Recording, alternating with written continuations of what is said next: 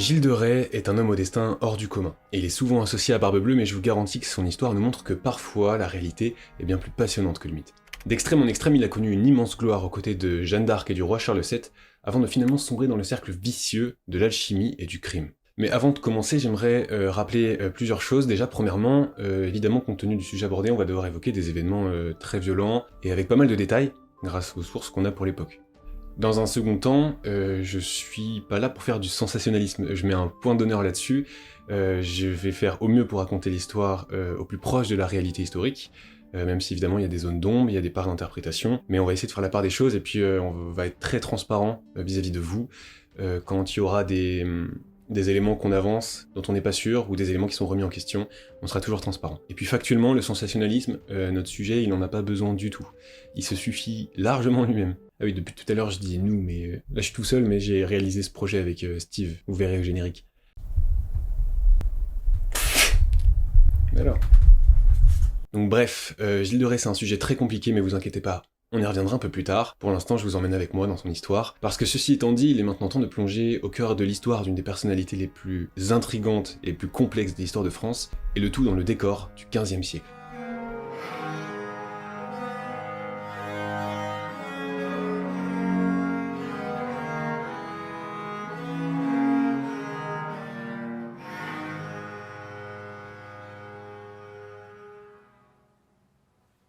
Alors dans un premier temps, quand on a commencé à se pencher sur le cas de Gilles de Rais, on s'est vite rendu compte qu'on s'attaquait à un gros morceau. Ça je vous l'ai déjà dit. Son histoire et son procès divisent énormément dans la communauté des historiens, et ça donne lieu à des débats vraiment très virulents, c'est une pente très glissante, encore une fois, vous inquiétez pas, on y reviendra. Donc bref, notre histoire prend donc place au Moyen-Âge. Gilles de Rais, selon les récentes études de Mattei Cazacou, serait né en 1405, et non en 1404, comme on l'a longtemps cru, à Chantossé, entre Nantes et Angers. Il est né dans une famille seigneuriale, puissante, riche et propriétaire de nombreuses terres, donc il a tout pour lui, il est très bien né, il a le confort d'un château et une famille riche, mais il y a un hic quand même. Le hic, c'est qu'il est né en 1405. Et à ce moment-là, la France et l'Angleterre s'affrontent dans un enchaînement de guerres qu'on aura postérieurement appelé la guerre de 100 ans.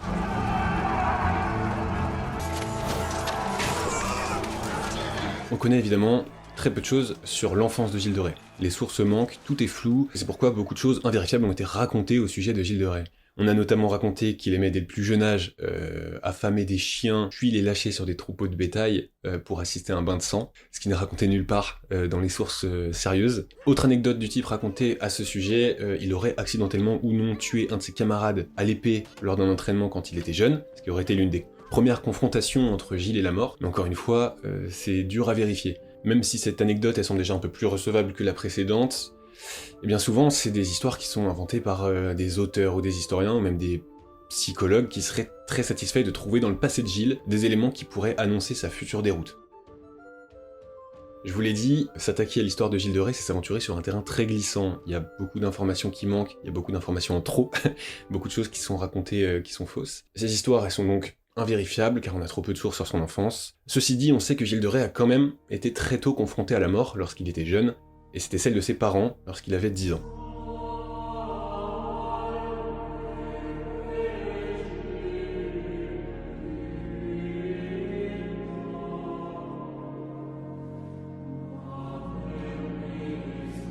Alors évidemment, la perte des parents c'est un événement qui marque indubitablement, et dans la recherche d'éléments qui pourraient être la cause de sa future déroute, la perte des parents et ce qui suit, pour le futur seigneur de Rais justement, ce sont de sacrés candidats. Car en effet, il perd très jeune ses parents, donc très jeune il hérite d'une fortune colossale et de responsabilités très importantes. Et c'est pour ça qu'il va être placé sous tutelle, et sous la tutelle d'un tuteur, malheureusement pas comme les autres. Jean de Cran est un des chapitres les plus importants de la vie de Gilles de Rais. C'est le grand-père maternel des deux orphelins, de Gilles et de son petit frère, et il hérite du coup de la garde des enfants, mais ce contre l'avis des parents. Alors, petite parenthèse, vous allez le voir, à plusieurs reprises on va utiliser des termes psychanalysants pour parler de Gilles de Rais. Normalement, en histoire, on ne psychanalyse pas un personnage, surtout quand on a si peu de matière. Dans son ouvrage Gilles de Rais, Mattei Cazacou a justement beaucoup fait parler de lui pour avoir utilisé une approche psychanalytique envers Gilles de Rais. C'est quelque chose qui a beaucoup divisé, mais en réalité ceux qui ont lu le livre le savent, Mattei Cazacou reste très raisonnable et très mesuré dans son interprétation. Il prend des pincettes et il se contente simplement de comparer les éléments historiques qu'on a avec une grille d'identification des tueurs en série du FBI. En faisant ça, eh bien, Mattei Kazaku expose finalement l'évident constat que Gilles de Rais coche une écrasante majorité des cases. Perte des parents jeunes, exposition précoce à la violence et intelligence visiblement supérieure, etc., etc. Tout ça pour dire que la psychanalyse et l'histoire, c'est un mélange très délicat à faire, et nous concernant, nous avons décidé de privilégier le récit et de prendre la liberté d'inclure des termes psychanalytiques, mais évidemment de façon raisonnable, et dans des cas qui de toute façon sont assez évidents. Voilà, c'est l'avantage de ne pas réellement faire un travail d'historien, mais plutôt celui d'un vulgarisateur ou d'un conteur. Ceci dit, vous le verrez quand cette liberté sera prise, on vous en avertira. Le personnage de Jean de Cran, c'est un personnage très particulier. C'est presque un personnage de littérature en vrai. Il y a beaucoup de choses qui ont été écrites, on en a un peu fait une figure très obscure, et c'est un peu dur de savoir où commence le mythe et où il s'arrête. C'est un vieillard qui a connu une brillante carrière militaire derrière lui, qui a énormément participé à l'enrichissement de sa famille. On peut pas dire qu'il se donnait pas les moyens, vous allez voir pourquoi. Il a également connu bien des malheurs dans sa vie, il a perdu une femme et il a perdu ses enfants, donc voilà, c'est quelqu'un qui est marqué par la vie. Et il donnera sûrement à Gilles de Rais et son petit frère une des pires éducations possibles. C'est sûrement une éducation à cheval entre violence et négligence, complètement en contraste avec l'éducation que recevait Gilles jusqu'ici, parce que quand les parents de Gilles étaient encore vivants, Gilles recevait une éducation assez soutenue. Il apprenait le latin, évidemment les notions militaires, la religion, etc. Et c'est une éducation qui était même prise en charge par Georges de la Boussac, un ecclésiastique qui est licencié en droit. Et par ailleurs aussi, Jean de Cran, il se montre particulièrement brutal d'après des comptes rendus de procès. Et il est vrai, voilà, que Jean de Cran, je vous répète, ça c'est important quand même à souligner, c'est oui, c'était quelqu'un de brutal, que ça soit au niveau, par exemple, de l'extorsion, donc à Béatrice de Montjean. Donc voilà, ils vont la menacer de la coudre dans un sac et de la jeter à la rivière si elle leur livre pas Champtossé, enfin pardon, si elle leur livre pas Tifo. Entre magouille et escroquerie, Jean de Craon initie très tôt le futur seigneur de Rais aux méthodes peu orthodoxes pour arriver à ses fins, et quand je vous dis méthode peu orthodoxe, je mens pas, on parle là de prise d'otages, de menaces de mort et d'une utilisation très précoce de la violence dans les échanges pour arriver à ses fins. Voilà, Jean de Craon, c'est quelqu'un de puissant, c'est quelqu'un de riche.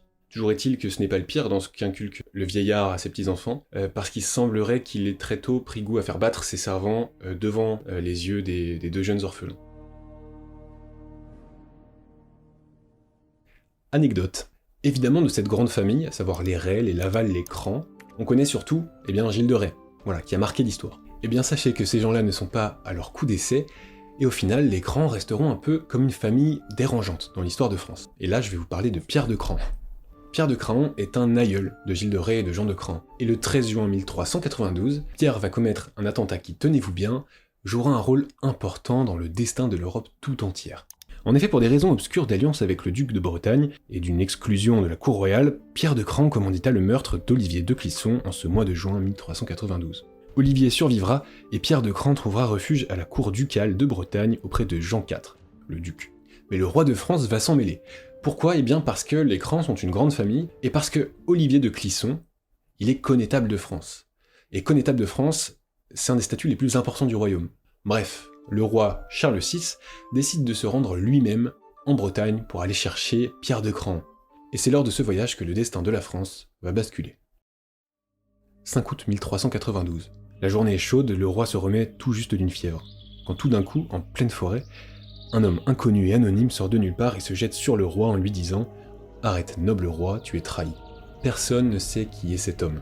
Mais bref, un peu plus tard dans la journée, le roi décide de faire une sieste. Mais lorsqu'un jeune page qui l'accompagnait fit tomber par mégarde sa lance sur le casque d'un autre soldat, le roi se réveilla en sursaut, et pris de panique, se saisit de son arme, et tua 4 de ses hommes, ou 6, ça dépend des sources, dont le jeune page malheureux, avant d'être maîtrisé par ses hommes. Cet événement fut la première manifestation de la folie de Charles VI, qui n'a cessé d'empirer par la suite. Au final, ce mystérieux inconnu restera anonyme dans l'histoire de France, alors qu'il eut une importance majeure dans l'histoire de l'Europe, puisque beaucoup de personnes ont expliqué des décisions catastrophiques majeures du roi de France par sa folie, comme le fameux traité de Troyes. Donc bref, tout ça, ça part de Pierre de Cran.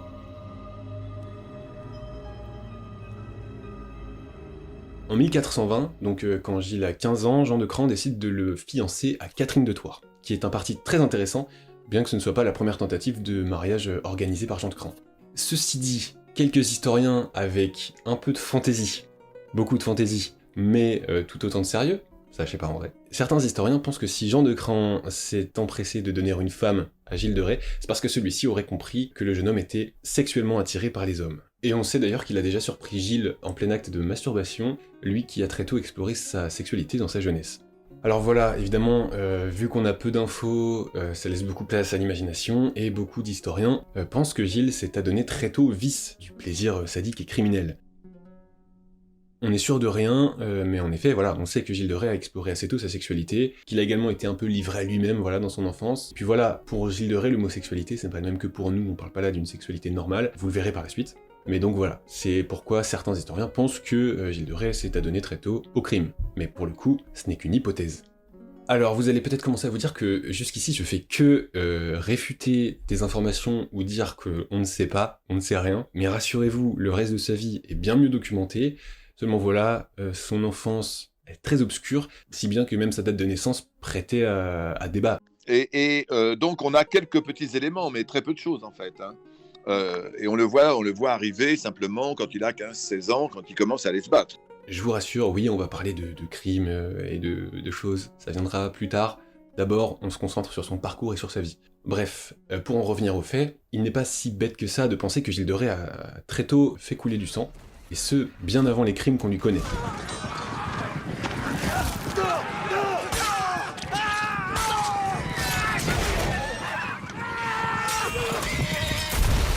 Et oui, Gilles de Rais est un chevalier, un riche seigneur qui n'hésite pas à se rallier aux troupes françaises pour aller botter les fesses de nos ennemis les Anglais. La guerre de Cent Ans fut pour Gilles l'occasion de briller par ses qualités chevaleresques. Il était très investi dans la cause du Dauphin, le futur roi de France Charles VII, et il va très vite s'illustrer au combat. Et on sait que Gilles de Rais était un as de l'épée. Il savait très bien se battre avec l'épée, il savait très bien monter à cheval, c'était un très bon cavalier, donc c'était un homme de guerre, donc typique de son temps. Ce qui lui a valu d'ailleurs son titre de maréchal, hein, comme vous l'avez dit. Donc parce que c'était quand même aussi un titre qui était bien sûr symbolique, mais qui avait aussi une valeur militaire. Le jeune seigneur, très satisfait de sa notoriété grandissante, va même jusqu'à se rapprocher de la cour royale. Alors on peut même dire que c'est la cour royale qui se rapproche de Gilles de Rais, parce qu'à ce moment-là, la France se porte si mal face aux Anglais que la cour royale est obligée de se déplacer à Chinon, ici. Alors que Gilles, il est là. Grossièrement, la guerre de Cent Ans, elle a opposé les rois français aux rois anglais, qui pour des raisons généalogiques, se portait prétendant la couronne de France, ce qui ne passait pas du tout auprès des Français, comme vous pouvez l'imaginer. Voilà, et c'est ça qui a conduit à un enchaînement de guerres, qu'on aura appelé ensuite la guerre de Cent Ans. Mais Gilles, à ce moment-là, il est aussi occupé par son mariage, et vous allez voir que son mariage, c'est une sacrée galère. Pour l'instant, il est seulement fiancé à Catherine de Thouars, mais le père de Catherine et l'Église s'opposent au mariage. Pourquoi ? Eh bien parce que Gilles et Catherine sont parents au 4e degré. C'est rien, c'est la noblesse féodale. Bref, son mariage est mal embarqué, mais Gilles de Rais et Jean de Craon ont plus d'un tour dans leur sac. En effet, ils ont la brillante idée de kidnapper Catherine de Thouars sur ses propres terres à main armée, et le tout dans le dos de son père. Au grand problème, les grands moyens, sauf que là encore l'église refuse de les marier, l'évêque s'y oppose et le pape lui-même leur ordonne de se séparer, ce qu'ils ne feront pas, et ils ont bien fait apparemment, puisque finalement l'église va les pardonner, et va même reconnaître leur fille Marie aux yeux d'église, parce que oui, ils ont une fille. Marie. Voilà. On ne sait pas grand-chose sur la relation entre Gilles et sa femme. On peut qu'émettre des hypothèses. On imagine qu'ils ont une relation particulière vis-à-vis de la sexualité de Gilles de Rais, qui s'orienterait plus vers les hommes, et qui en plus est assez spécial, mais en vrai, même ça on sait pas. Il semblerait que leurs échanges étaient assez courtois, et puis voilà, qu'ils avaient pas mal de respect l'un pour l'autre. Anecdote. Comme je vous l'ai dit, Gilles de Rais se marie avec Catherine de Thouars, mais ce n'est pas la première tentative de mariage. En effet, Jean de Craon a essayé par le passé de marier Gilles avec Marie Plenel, une jeune fille issue d'une grande famille. Eh bien sachez que cette tentative de mariage a eu des répercussions jusqu'en 1960. En effet, dans ces années-là, sur l'île anglo-normande de Jersey, un mystérieux individu agresse et viole femmes et enfants, et les victimes racontent ensuite toute la même chose. Cet homme semble avoir le visage brûlé. Bref, la panique s'empare de l'île, quelqu'un est même accusé à tort, et en réalité, cette affaire elle restera irrésolue pendant un long moment. La police est même narguée par le criminel en question, mais ce criminel finira finalement par se faire attraper, et de façon grotesque. L'affaire prend fin lorsque le criminel est arrêté pour avoir grillé un feu rouge. Les policiers découvrent dans sa voiture un masque, le fameux masque décrit par les victimes, et un livre sur Gilles de Rais.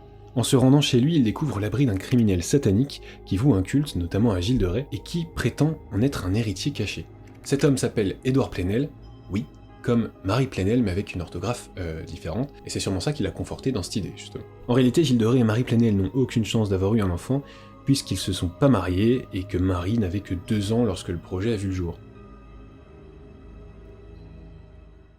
Bref, de toute façon, ce n'est pas en amour que Gilles s'investit, parce que là, Gilles n'a qu'une idée en tête, aller bouter les Anglais hors de France. Comme je vous l'ai dit, la cour royale s'est déplacée à Chinon, donc pas très loin de chez Gilles de Rais, et c'est une occasion que le jeune seigneur va saisir. En effet, Charles VII convia Jean de Cran et Gilles de Rais à un grand conseil tenu à Nantes, dans lequel il insista auprès donc, de Gilles, de Jean et d'autres puissants hommes de l'Ouest, de se rallier à sa cause et de faire face aux Bretons qui ne reconnaissent plus la légitimité du dauphin.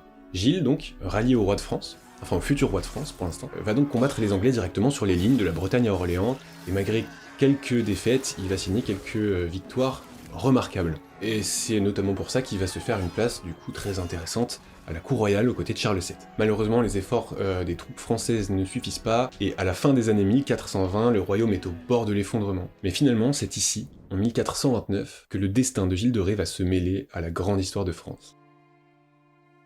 Début mars 1429, Gilles de Rais est à la cour de Chinon aux côtés du roi Charles VII. Ces derniers temps, le futur roi réfléchit à quitter Chinon pour aller se réfugier en province car les Anglais ont pris Blois et la cour est menacée. Mais ce jour-là, une jeune paysanne se présente aux portes du château et demande à parler au roi. Cette jeune femme, Jeanne d'Arc, elle est finalement reçue par Charles VII au cours d'une entrevue légendaire qui changera le cours de l'histoire de France.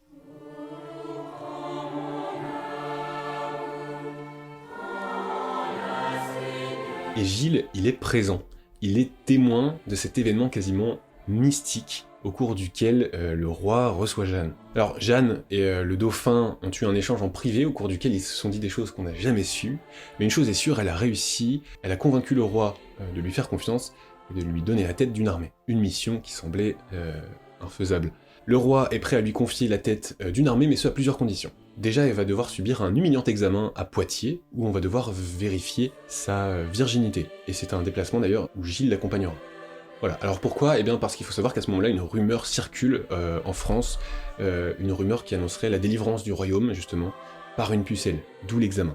La deuxième condition, eh bien, c'est qu'elle soit formée à la guerre, et ça c'est un apprentissage dont Gilles va se charger. Et c'est à lui qu'on demande parce que donc, Gilles de Rais est réputé comme étant un guerrier donc, valeureux, hein, donc un guerrier donc, sur qui Charles VII peut compter, et Charles VII est quelqu'un de très suspicieux. Il n'accorde pas sa confiance à beaucoup de personnes. Et donc, on sait que, eh bien, à ce moment-là, dans les années 1420, eh bien, donc, Charles VII va se tourner donc, vers Gilles de Rais, puisqu'il estime que c'est quelqu'un en qui il peut donc avoir confiance, et aussi, c'est finalement l'un des premiers soutiens. Alors bien entendu, il n'est pas le seul, mais dès son arrivée à la cour royale, Gilles de Rais est désigné pour suivre Jeanne dans à peu près tous ses déplacements.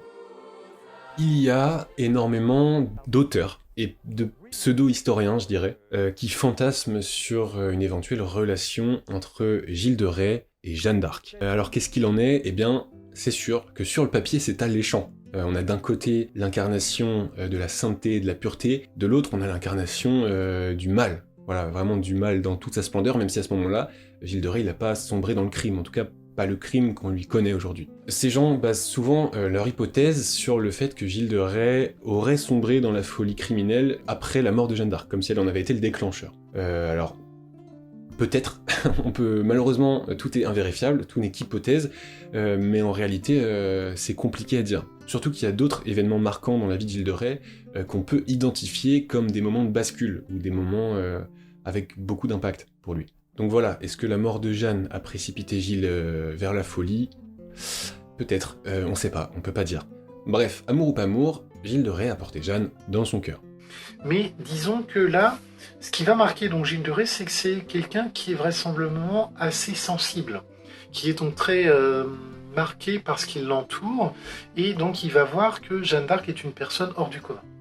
Les deux étaient évidemment proches, vu qu'ils voyageaient et combattaient ensemble, et il semblerait que ce soit Gilles qui se soit chargé de son éducation, enfin une éducation assez élémentaire, mais il semblerait que ce soit lui quand même si les sources manquent un peu à ce sujet. Et si Jeanne n'était pas l'élu de son cœur, elle n'en était pas moins une amie, en tout cas une collègue de guerre, je sais pas si on peut dire ça, envers qui Gilles avait un profond respect et une grande estime. Gilles risqua d'ailleurs sa vie pour sauver Jeanne, qui s'était blessée à la poitrine lors de l'assaut des Tournelles, en la ramenant en zone sûre et en lui appliquant ce qu'on appelle des charmes, c'est-à-dire des soins.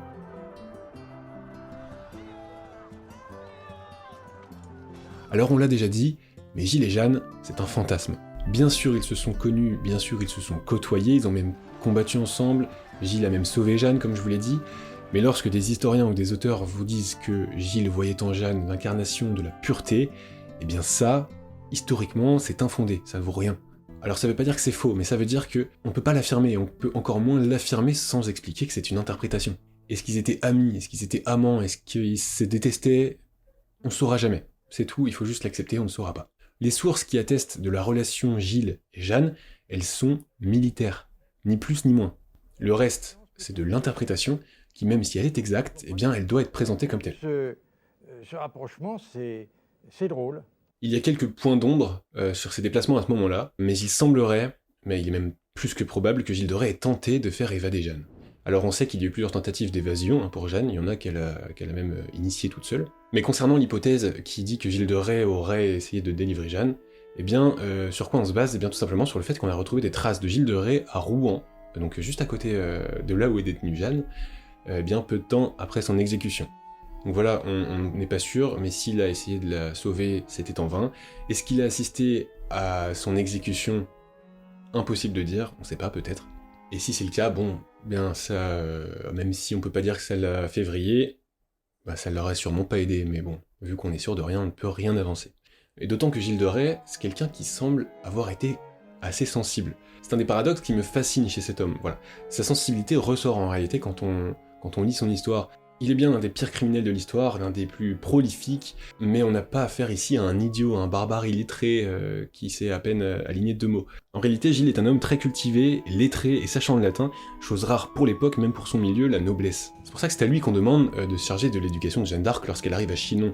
C'est parce qu'il est réputé pour ça. Et d'ailleurs, ses contemporains nous racontent qu'il ne se sépare jamais de ses livres, qu'il emmène sa bibliothèque partout. C'est vraiment très surprenant d'imaginer que l'un des pire criminel de l'histoire, vraiment l'un des plus sales quoi, parce que vous allez voir, on va parler des crimes, je vous promets, mais là on n'y est pas encore, mais c'est intéressant de se dire que l'un des pires criminels de l'histoire était l'un des hommes les plus raffinés de son temps probablement. Parce que Gilles de Rais au final il vivait un peu en mécène, en grand amateur d'art, il aimait beaucoup le théâtre, il aimait beaucoup la musique, on sait qu'il aimait enluminer, donc voilà, à l'aube de la Renaissance il était finalement assez en avance sur son temps. Et c'est peut-être ce décalage avec les hommes de son temps qui va l'isoler en partie, parce que après sa campagne militaire aux côtés de Jeanne d'Arc, Gilles de Rais se retire sur ses terres. Il serait remonté contre Charles VII parce que celui-ci n'en aurait pas fait assez pour sauver Jeanne d'Arc alors qu'il a été sacré roi grâce à elle. Et c'est d'ailleurs un sacrement où Gilles était présent puisque c'est lui qui a porté l'huile sainte à cheval dans la cathédrale de Reims. Il était quand même père de France, Gilles de Rais, donc ça il ne faut pas l'oublier, donc il a participé au sacre donc, de Charles VII. Il a donc apporté la Sainte Ampoule à l'hôtel donc de la cathédrale de Reims. Ils sont rentrés quand même dans la cathédrale de Reims à cheval, s'il faut se représenter ça. C'est quand même, pour les hommes dont du Moyen-Âge, ça devait être grandiose. Bref, Gilles se fait quand même honorer du titre de maréchal de France et se retire sur ses terres pour aller jouir d'une grande fortune. Il obtient d'ailleurs l'accord du roi de France de disposer sur son blason les couleurs royales ainsi que la fleur de lys. C'est un privilège qui n'a été accordé qu'à 2 personnes, lui et Jeanne d'Arc. De retour sur ses terres, il se fait construire une chapelle dans plusieurs de ses châteaux où il y installe des chœurs d'enfants, principalement de jeunes garçons, et c'est à peu près l'époque à laquelle il commence à dépenser une fortune, mais sans compter. Et dans son château de Machecoul, il se fait construire une collégiale dévouée au culte des saints innocents. Les saints innocents, ce sont des enfants qui sont les premiers martyrs de la religion catholique qui ont été massacrés au 1er siècle. Voilà, encore une fois, quand on connaît la suite, c'est un élément qui est très intéressant à observer.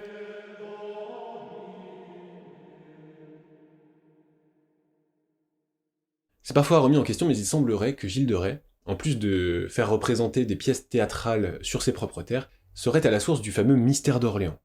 Alors le mystère d'Orléans, qu'est-ce que c'est? Eh bien c'est une représentation théâtrale très importante, presque une des plus importantes du XVe siècle, donc qui met en scène le siège d'Orléans, voilà, donc avec les troupes de Jeanne d'Arc, mais c'est une pièce gigantesque qui nécessite énormément de moyens, énormément de matériel, énormément de personnes, il y aurait 500 figurants, et l'entrée est gratuite pour tout le monde. Et à cette occasion, eh bien, Gilles de Rais a dépensé entre 80 000 et 100 000 écus d'or, ce qui est une somme considérable. Il fit jouer donc des pièces théâtrales un peu partout sur ses terres, et puis concernant le mystère d'Orléans, eh bien, il est probable que Gilles de Rais ait joué dans son propre rôle. Alors dans ce que j'avais lu, des historiens du 19e siècle, sans citer leurs sources, disaient que effectivement Gilles de Rais aurait participé à la première représentation et aurait joué son propre rôle. Mais donc, comme je n'ai pas eu accès aux sources, je ne peux pas vous dire si c'est véritable. Vraisemblablement oui. alors le mystère d'Orléans il porte bien son nom. En effet, l'implication de Gilles de Rais dans le mystère d'Orléans, elle a quasiment toujours été présentée comme une évidence incontestable, mais en réalité, eh bien, aujourd'hui, elle est de plus en plus contestée parce que, exactement comme pour la relation Gilles et Jeanne, eh bien, peu de sources vont en ce sens. Encore une fois, c'est probablement vrai, on sait qu'il a dépensé énormément à ce moment-là, mais après, dans quoi? Eh bien, on sait pas. En vrai, ce qui est contestable, c'est pas son implication au mystère d'Orléans, c'est plutôt l'ampleur de son implication. Parce qu'on a quand même un document qui atteste d'un don qu'a fait Gilles de Rais à cette occasion, à savoir le don d'un drapeau, d'une bannière. Et encore une fois, ça veut pas dire que c'est tout ce qu'il a fait, mais néanmoins, c'est la seule preuve matérielle qu'on a. Pour l'instant, c'est tout ce qu'on sait. Beaucoup le présentent même comme l'auteur du mystère d'Orléans, le commanditaire, mais ça c'est pareil, même si c'est recevable et dur à démentir, et bien en vrai, ça s'appuie sur pas grand chose. Bref, Gilles il aime le théâtre, il aime la musique, et il a probablement une sacrée collection d'ouvrages. Sa bibliothèque fait même parler d'elle jusqu'à Moscou. Si bien qu'un jour il va finir par se retrouver en possession d'un livre interdit, un livre sur la sorcellerie.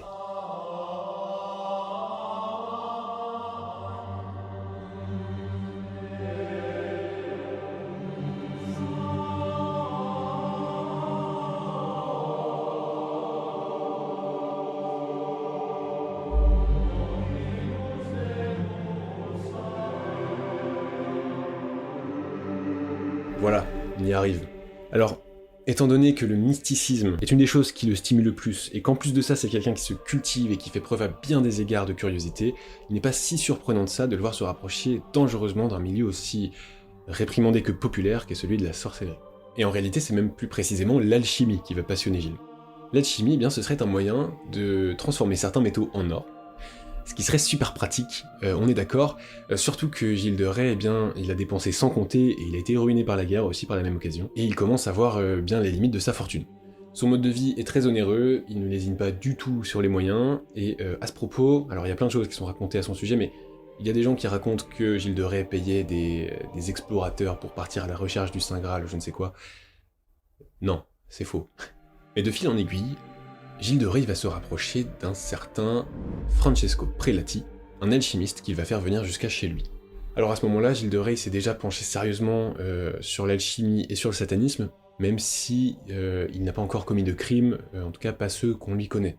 Il est déjà plus qu'intéressé par cette science occulte, et il a déjà côtoyé plusieurs alchimistes avant ça, avec qui ça s'est pas vraiment bien passé. Et il a déjà notamment dédié une pièce de son château de Tifauge aux recherches et aux expérimentations alchimiques, et c'est une pièce qu'il a d'ailleurs dû cacher lorsqu'il a reçu la visite du dauphin, le futur roi Louis XI, sur ses terres. Bon bref, c'est Francesco Prelati que l'histoire retiendra comme l'alchimiste de Gilles de Rais. Prelati croyait-il en ses propres pouvoirs? Probablement pas. Alors il est vrai que beaucoup de sorciers et d'alchimistes à l'époque sont convaincus d'avoir des pouvoirs, mais il semblerait que ce ne soit pas le cas de Francesco Prelati, et du moins, il est quasi certain qu'il dupe parfois consciemment Gilles de Rais et ses complices. Il met en scène des scénarios assez fous, il y a notamment un exemple, enfin une histoire assez parlante, où Prelati simulera une confrontation entre lui et un démon en pleine nuit à la lisière d'une forêt à Tifauge. Alors il ne faut pas imaginer que Gilles et les hommes de son temps étaient des idiots pour croire à ces histoires. Seulement voilà, la religion, le divin, la croyance, eh bien ce sont des choses qui sont omniprésentes dans la société et dans la construction de chaque individu. Gilles fut-il naïf? Oui, mais seulement comme les humains de son temps. Encore une fois, Gilles de Rais brille par la complexité de sa personne. Comme si les nombreux paradoxes dont il faisait déjà preuve ne suffisaient pas, eh bien s'ajoute à ça le fait que, malgré ses pactes avec le diable et son satanisme, Gilles de Rais reste au fond de lui un fervent chrétien qui croit en le règne de Dieu Tout-Puissant. Mais bref, pour en revenir à ses expérimentations alchimiques, eh bien, Francesco Prelati, qui avait sûrement compris qu'il y avait chez Gilles un potentiel profondément pervers à exploiter, le poussa dans un premier temps à offrir au démon des vies animales. Les résultats n'étant finalement toujours pas au rendez-vous, il était maintenant temps non pas de sacrifices d'animaux, mais de sacrifices humains. Si au départ Gilles tue dans l'optique d'assouvir les désirs des démons, très vite les crimes n'eurent plus que pour unique but d'assouvir les pulsions criminelles du maréchal.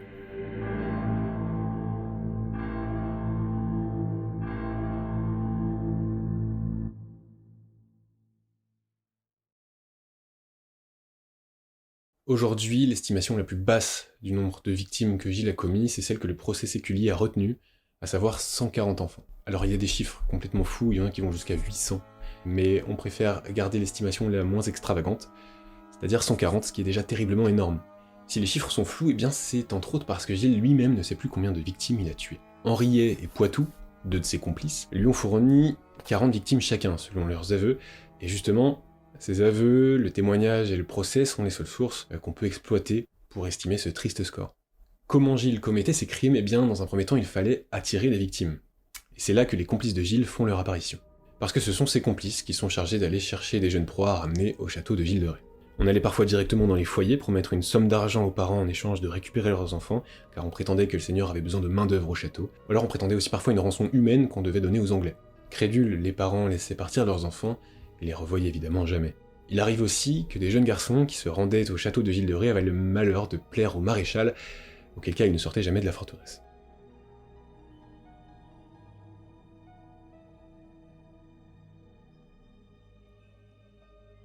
Une autre figure importante mais controversée impliquée dans les crimes du maréchal, c'est la Méfray. La Méfray est une vieille femme d'une 60aine d'années que Gilles aurait payée pour qu'elle lui ramène de jeunes proies. Cette femme, qui s'appelait Perrine Martin, venait de Nantes et y aurait enlevé beaucoup d'enfants, soit pour les conduire à Machecoul, soit pour les conduire directement à Nantes, où Gilles possédait une sorte d'hôtel, l'hôtel de la Suze. Il manque des pièces au procès. Par exemple, à un moment, on dit qu'il y a 2 vieilles femmes qui sont des empêcheuses de Gilles de Rais qui se baladent dans la campagne pour piquer les gosses. Après, on dit, depuis qu'elles sont arrêtées, on sait que c'est elles. Et ces 2 femmes, elles disparaissent de la procédure. On n'a pas de trace qu'elles aient été condamnées, etc. C'est quand même très étrange. Les victimes avaient entre 5 et 15 ans et il s'agissait essentiellement de jeunes garçons. Une fois conduits au château, il ne restait pas longtemps aux enfants avant de connaître leur terrible sort. Alors arrivés au château, on leur donnait un bon repas, on leur donnait une chambre, et en réalité, leurs premières heures se passaient plutôt bien. Sauf que ça, c'était jusqu'au soir où Gilles de Rais avait décidé qu'il était l'heure de commettre l'irréparable. Je vous préviens, là, je vais raconter les crimes. Il y a un peu une part de... comment dire ? Dans la façon de raconter les crimes de Gilles de Rais, il y a un peu une part de réécriture. C'est-à-dire, on a certains éléments, on sait ce qu'ils ont parfois fait, mais le truc, c'est qu'on sait pas si... Est-ce qu'ils faisaient la même chose à chaque fois? Est-ce que ça dépendait des lieux? Est-ce que ça dépendait de qui ils avaient en face d'eux? On sait pas, donc là, ce que je vais vous raconter, c'est tout simplement eh bien, une façon possible de procéder pour eux à ce moment-là. Donc après leur dernier repas, les jeunes victimes étaient conduites dans leur chambre. On leur donnait une tenue, une sorte de tunique blanche, qu'ils devaient enfiler sur le champ. Une fois prêts, on revenait frapper à leur porte, en expliquant que le seigneur voulait les voir. À ce moment-là, on les conduisait soit vers le bas, donc vers les sous-sols du château, soit vers le haut, dans la chambre directement de Gilles de Rais. Dès qu'ils passaient la porte, les enfants découvraient alors une scène surréaliste. Gilles, Prélati et quelques complices les attendaient, et c'est alors que l'un des pires spectacles que la terre ait porté allait se dérouler sous les yeux comblés d'extase du maréchal. Gilles, de son propre aveu, faisait tout le mal dont il était capable. Et son imagination malsainement déréglée lui était un terrible atout face à ces jeunes âmes innocentes qui payaient que pour leur seule faute d'avoir plu au maréchal. À ce moment-là, les jeunes enfants allaient vivre un calvaire sans nom, torturés et abusés de toutes les façons possibles. À ce moment-là, il était important pour Gilles de les garder en vie le plus longtemps possible, car plus ça durait, plus ils souffraient, plus Gilles était en extase, et aux tortures physiques et sexuelles, qui interviennent d'ailleurs avant, pendant et après la mort. S'ajoutent à celles-là les tortures psychologiques. Parce que dans le souci du détail, de mise en scène toujours plus malsaine, il arrivait fréquemment que Gilles de Rais fasse cesser le supplice des enfants, et il incarnait alors le rôle salvateur de celui qui met un terme à leur souffrance. Il les prenait dans ses bras, il les cajolait, il les consolait, et il leur promettait que tout ça était fini. Les enfants qui commençaient alors à sécher leurs larmes tombaient systématiquement dans le piège malsain de Gilles, et alors qu'ils croyaient être tirés d'affaire, Gilles reprenait de plus belle, mais cette fois dans une boucherie sans nom, où le sang coulait par litres. C'était la vue du sang qui excitait Gilles, c'est pourquoi on démembrait le plus possible les corps, et toujours dans un souci du détail horrifique, il n'était pas rare que Gilles se garde près de lui une tête fraîchement découpée, qu'il ornait au-dessus de sa cheminée. Et d'ailleurs, il est aussi raconté qu'il écrivait avec le sang de ses victimes un grimoire. Mais ça, c'est dur à vérifier, comme plein de choses d'ailleurs, mais ça en particulier. Donc la vue du sang lui provoquait un plaisir charnel qu'il ne trouvait nulle part ailleurs, mais son plaisir intellectuel dont il ne pouvait pas se passer, c'était le moment très précis où ses victimes passaient de vivant à mort. Alors je vous ai épargné beaucoup de détails. J'avais pas très envie de rentrer dans les détails, déjà parce que moi-même j'ai été perturbé par ce que je lisais quand je lisais des livres sur ça, et puis parce que ce serait détaillé un massacre d'enfants, une torture d'enfants sans nom. Je préfère vous épargner ça, mais je pense qu'il est important juste de se souvenir que ces enfants ont souffert comme peu ont souffert. Vraiment, ce qu'ils ont vécu est innommable, c'est ineffable, et je vous ai quasiment rien raconté en détail. Poitou et Henriet, qui étaient les gens les plus proches de lui, qui témoignent, eux, non pas tellement d'actes de magie, etc., mais plutôt des disparitions d'enfants, des meurtres, et surtout, et aussi des actes contre nature faits avec les enfants. Et là, ces témoignages sont absolument terribles. C'est ça qui me trouble, moi, personnellement, parce que j'ai lu beaucoup de coupables médiévaux, et je n'ai jamais trouvé de comme ça.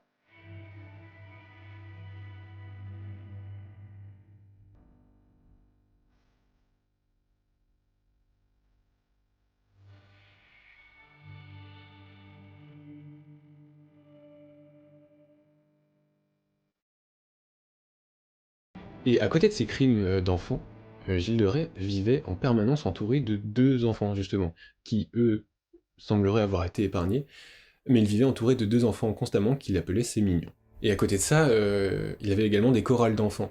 Pour Gilles, la chorale c'est sacré, et il arrivait même qu'il remue ciel et terre pour faire venir chez lui des jeunes têtes aux voix d'ange. Peut-être aussi la chorale constituait-elle aux yeux du monde un alibi. Peut-être. Et malgré ça, il était inévitable qu'un jour ou l'autre, eh bien, des soupçons et des rumeurs allaient courir. Parce que partout où le maréchal allait, des enfants disparaissaient.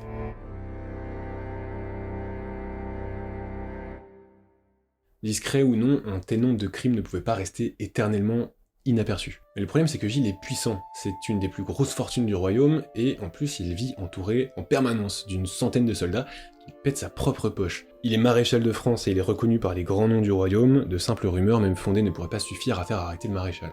Les rumeurs grandissantes, l'évêque de Nantes commence à enquêter secrètement sur l'affaire, et cette enquête remonte jusqu'aux oreilles du duc breton, Jean V. Seulement il est impossible pour lui de faire arrêter un maréchal de France, qui en plus serait capable de tenir sans souci un siège dans ses châteaux de Machecoul ou de Tiffauges, qui forment des forteresses redoutablement efficaces où une armée de plusieurs dizaines d'hommes, très bien formés, est logée à plein temps. Donc dans ce cas, il va falloir patiemment attendre un prétexte pour faire comparaître Gilles devant la justice. Un prétexte que Gilles va finalement s'empresser de donner à l'évêque. En effet, Gilles, malgré des relations très importantes à la cour royale, eh bien il s'est mis à dos des gens qu'il aurait mieux fallu ne pas se mettre à dos. En effet, Gilles, il est gênant, il est très puissant, il a la frontière, et Jean V verrait un très grand intérêt à récupérer ces terres, qui forment une ligne de défense du royaume de France face à la Bretagne. Et justement, Gilles de Rais vient de vendre aux frères du trésorier de Jean V ces terres de Saint-Étienne-de-Mer-Morte, tout près de Machecoul. Petit problème, cet homme, Jean le Ferron, eh bien il a eu une altercation avec des hommes de Gilles de Rais.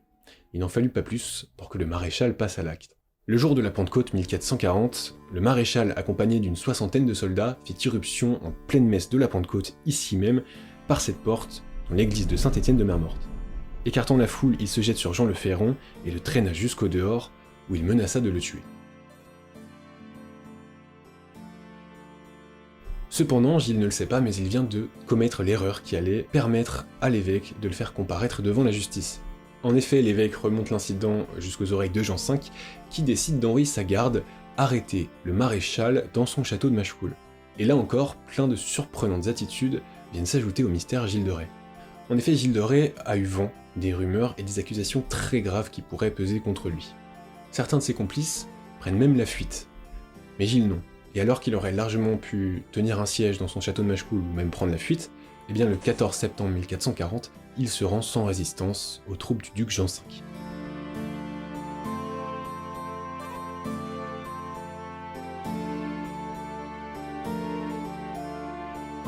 Gilles fut enfermé à Nantes et fut très tôt interrogé sur ses crimes et sur l'hérésie dont il était accusé. Adoptant alors une attitude superbe et arrogante, Gilles, durant ses séances non publiques, fit blocage. Et il fallut quelques séances de plus pour que le piège mis en place par ses inquisiteurs commence à se refermer sur lui. En effet, plus le piège se referme sur Gilles, et bien plus Gilles est désemparé. Il comprend qu'il ne s'en sortira pas, et d'un coup d'un seul, il change d'attitude radicalement. Un changement aussi radical qu'impressionnant qui fit un peu plus rentrer ce procès dans la légende.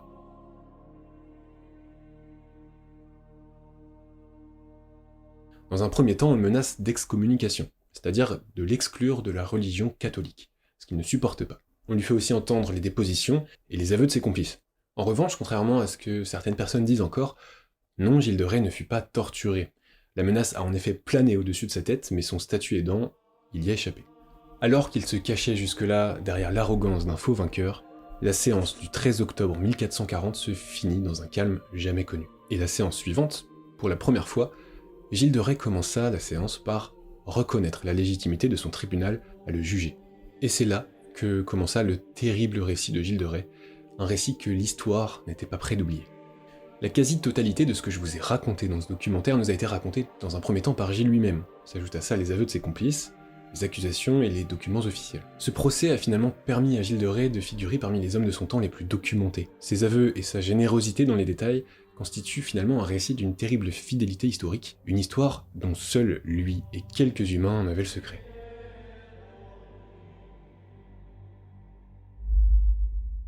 Cependant, le caractère inédit de son récit et de sa curieuse attitude ne constituent pas les seules spécificités de ce procès. En effet, comme si Gilles n'était déjà pas quelqu'un d'assez complexe, ce tueur en série, qui figure sûrement parmi les pires de par son statut et son envergure, se verra finalement jouir d'une fin encore plus surprenante qu'inattendue. Si Gilles a en effet dû faire face à la haine des foules au début de son procès, la sincérité de ses regrets et son profond repentir finiront par émouvoir les foules qui assistèrent aux séances. En effet, Gilles exprima un profond regret et de sincères excuses aux parents des enfants, et à plusieurs reprises il aura insisté sur le fait que les parents devaient veiller à ce que leurs enfants ne deviennent pas comme lui, faisant alors écho à sa propre enfance, semée de luxure et de négligence.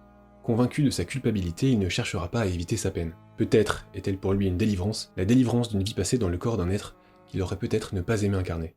Alors justement, à ce propos, depuis le début, je fais que dire que Gilles de Rais est une personnalité très complexe. Mais d'un autre côté, je dis qu'il faut pas non plus psychanalyser, parce que c'est dangereux. Et du coup, vous devez vous demander pourquoi est-ce que je le désigne comme quelqu'un de si complexe. Et bien simplement parce que lui-même, ses proches et son procès en ont laissé la trace. Déjà sur le papier, il y a plein de signes très concrets qui peuvent témoigner de la personnalité de Gilles. Son goût pour l'art et les belles choses, son attrait pour l'alchimie, le fait qu'un barbare et un homme de lettres cohabitent dans le même corps, ou encore des plus petits détails, comme par exemple le fait qu'il signe des documents officiels par son simple nom, Gilles, et pas Gilles de Rais. Et ça c'est pas anodin, parce qu'il faut savoir qu'au XVe siècle, seuls les rois et les princes du royaume peuvent se permettre de signer par leur prénom seul.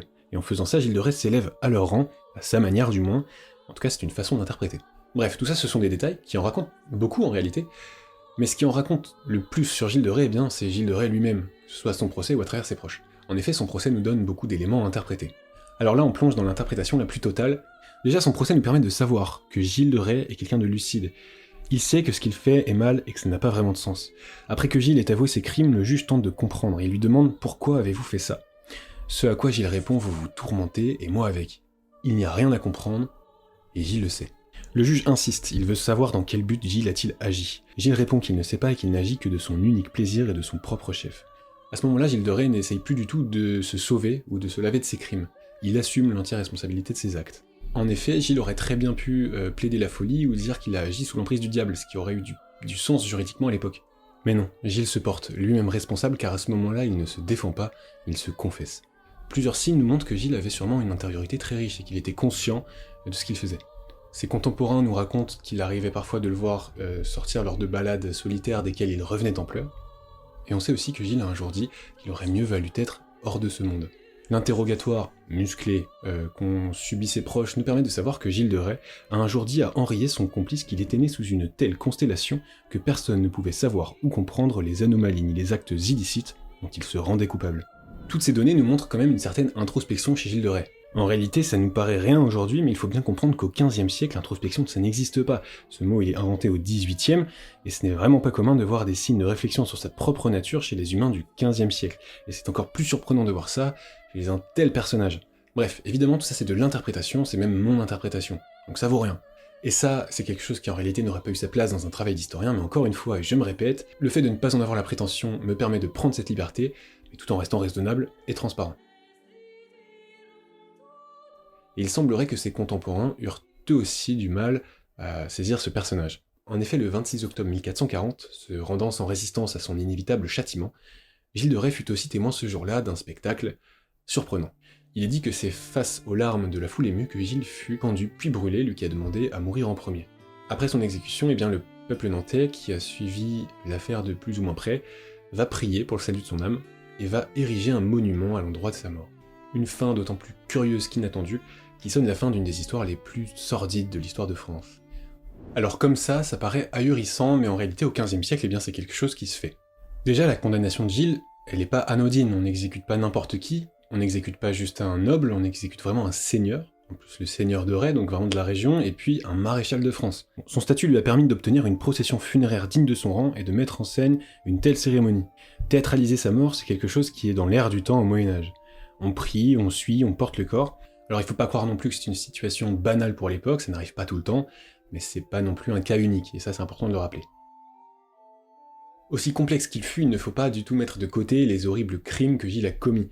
Bien entendu, son histoire connaît des virages parfois surprenamment touchants, mais s'il est coupable, et il est coupable, eh bien Gilles c'est un homme qui a tué beaucoup trop, qui a fait couler beaucoup trop de sang. Cruel par le nombre de vies qu'il a ôté, il était aussi par la façon dont il a fait. Et il ne faut pas oublier que Gilles ne fut condamné que pour les crimes qu'il a commis dans la région du procès, c'est-à-dire dans la région nantaise.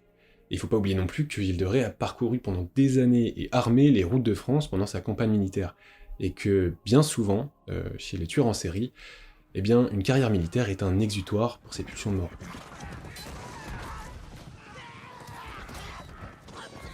On ne saura jamais, au final, combien de personnes Gilles de Rais aura tué. C'est impossible à chiffrer.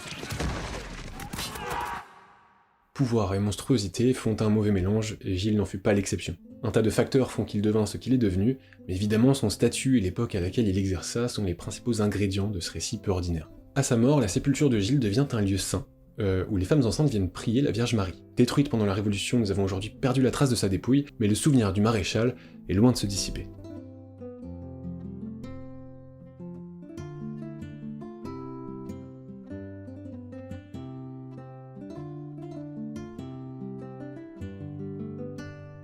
Dès sa mort, Gilles de Rais est une curiosité, un tueur en série quasiment sanctifié qui est loin d'en finir d'intriguer. L'image de Gilles fait vite office de figure inquiétante dans les histoires que l'on raconte aux enfants, au même titre que les loups-garous, les ogres ou les sorcières. D'ailleurs, à ce propos, non, Gilles de Rais n'est pas Barbe-Bleue du célèbre conte de Perrault. Il a probablement inspiré l'auteur, mais en réalité, Gilles de Rais et Barbe-Bleue n'ont pas grand-chose en commun. Toujours est-il que ça montre une chose, le souvenir de Gilles de Rais est palpable, même s'il est finalement tombé dans l'oubli pendant un long moment, avant de finalement refaire surface dans les bibliothèques, grâce aux auteurs notamment du 19e siècle. La littérature, notamment le romantisme, et j'ai plus précisément le romantisme noir et la littérature gothique, débordent de grands seigneurs cruels qui vont violenter leurs victimes dans leur sombre donjon, etc. Finalement, sa figure commence à être élaborée au 19e siècle. Et jusqu'à aujourd'hui, l'histoire de Gilles de Rais est toujours une histoire qui fascine et qui n'en a pas fini de plaire aux amateurs de légendes et de sorcellerie. Depuis toujours et jusqu'à il y a encore pas très longtemps, un grand nombre de personnes ont tenté de réhabiliter Gilles de Rais et de le laver de ses crimes, divulguant alors l'idée que Gilles de Rais fut innocent et victime d'un complot. Et il est vrai qu'un certain nombre d'arguments avancés peuvent tenir la route, comme le fait que Jean V voyait effectivement un intérêt à voir disparaître Gilles, et que sa proximité avec l'évêque en charge de l'affaire pouvait lui permettre de falsifier des preuves ou d'orienter le procès. Et ça c'est vrai, le procès fut orienté, c'est indéniable. Bien effectivement, Jean V avait la possibilité, en étant duc de Bretagne, d'avoir suffisamment de puissance, d'avoir suffisamment d'autorité pour orienter le procès de Gilles de Rais et pour se débarrasser de quelqu'un qui était devenu gênant. Sachant qu'il y avait quand même des éléments matériels. Les disparitions d'enfants, on a donc dans les registres paroissiaux, dont des environs de Machecoul, les registres qui nous indiquent donc que des enfants disparaissent. Donc là, c'est une preuve matérielle.